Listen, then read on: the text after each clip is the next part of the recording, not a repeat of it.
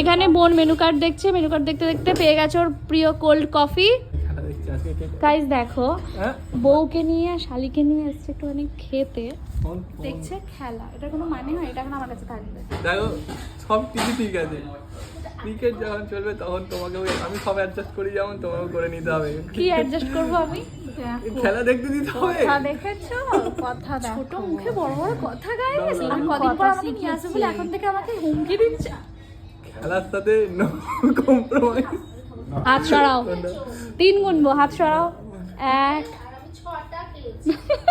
এখনই হাত সরিয়ে দিয়েছি। কোল্ড কফি প্রথমেই চলে এসেছে, যেখানেই যাবে শুধু কোল্ড কফি আর কোল্ড কফি।